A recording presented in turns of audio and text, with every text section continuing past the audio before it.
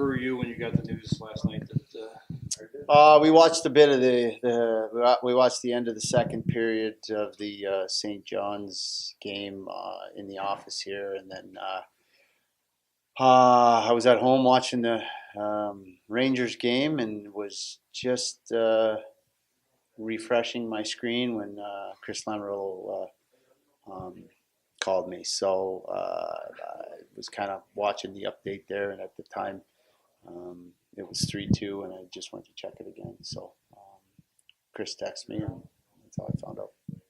Does it take anything away from the victory last night and the it was disappointing, no question. I'd rather be sitting here watching another game right now, and but both teams won, so it's I think it does a little bit, but he's still proud of what the guys did. But it's still tough. It's to have kind of finish on that high and have that third period like we did, and know that we gave ourselves a chance, and then only a couple hours later to find out it was it was certainly disappointing. Rick, as you look back at the year, I mean, it seemed like the defensive end team played some pretty strong team defense at times. It seemed like scoring-wise, just seemed to bite you at times. Do you looking forward? Do you see growth in some of these guys that might prevent some of that in the next season? Yeah, I think there's no question we had a real stretch where the offense dried up, and some of the guys we needed to score didn't. They know it. It was unfortunate. We had a lot even down the stretch here. I think with the exception of the Binghamton game, which was ended up being a 6-3 game. Last 20 games, all the losses were 1-goal games, and 2 of them were 0-0 going into shootouts against Springfield. But it's and I talk to everybody individually. Some of these guys, you just got to find a way to fight through those stretches. Unfortunately, a lot of our scoring as a group, we dried up as a group, I guess, and all at the wrong time. Looking at it now, it was the wrong time. Moving forward, the addition of a guy like Matt Laredo, who obviously showed us some things. Now, mind you, it was only a 10 game sample size here, but there's no question he's got some talent, and I think each guy wants to improve. The addition of Paul Thompson, I think, goes without saying. They complement the Joe Whitneys, the Sislows, the Bouchers, and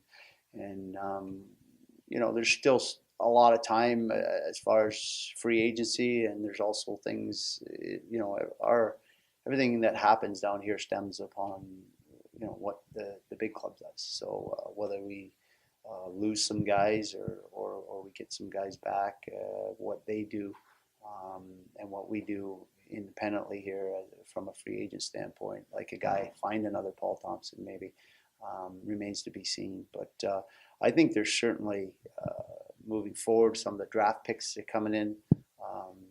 Some young center icemen who had success at the college and junior level, whether that translates. So there's a lot of factors that come into it. To sit here and speculate what I'm concerned about offense right now is, it's tough to judge. But I wasn't concerned with it this year either.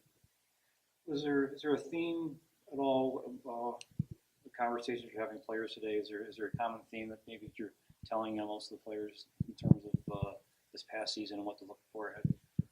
What I'm telling them, Yeah. It's individual basis. In most of these meetings now, the last couple of years, I've just changed it and really let them talk and see what they thought of it. And the general consensus was, we just had a real tough stretch there, and they felt it was a good group of guys. I mean, each individual development, guys are at different stages in their development, in their contract status. So it's a case-by-case basis. Overall, the general consensus on the group was all positive. And like I said, just a tough stretch in February that really, essentially get us in. Again, you mentioned you can't really predict, what free agents you're going to lose or gain or things like that. But the guys are coming back. I mean, is the foundation pretty good as organizationally? Some of the young guys that you have that will definitely be back. Yeah, I think I don't expect our decor to change too much. Maybe the addition. I don't, without looking at it, I don't know that there's anything coming in now.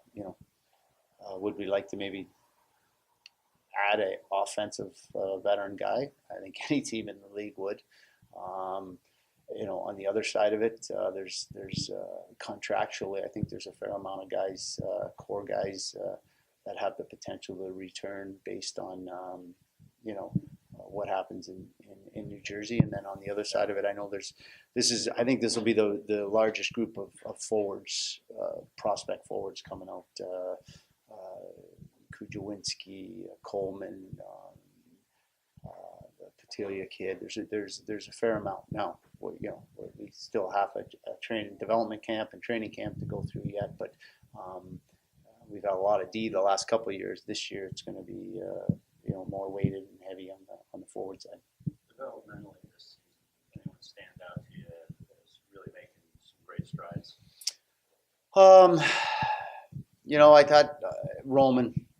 Harbarenka, I think everybody, even if guys have tough years, I think they still have to use it as a learning experience. I think Roman, prior to the injury, it was a crazy year that way with the illnesses and the injuries, both up top and below, down here.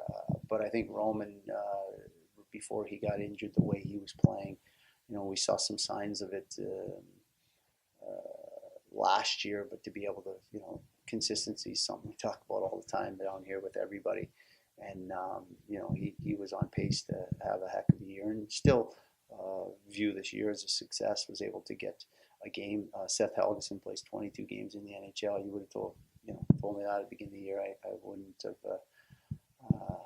have thought that would happen. I think that's a huge boost for his confidence.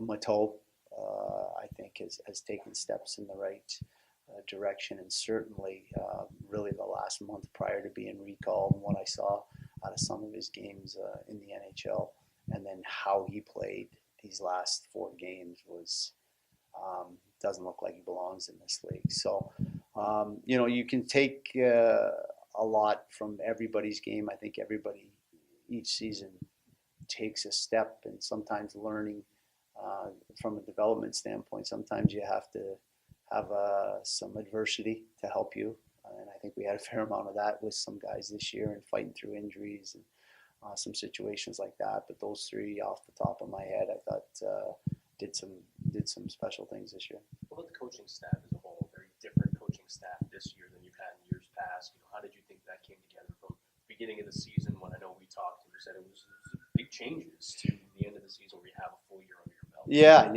to have 2 guys, change on your staff I think is a big thing.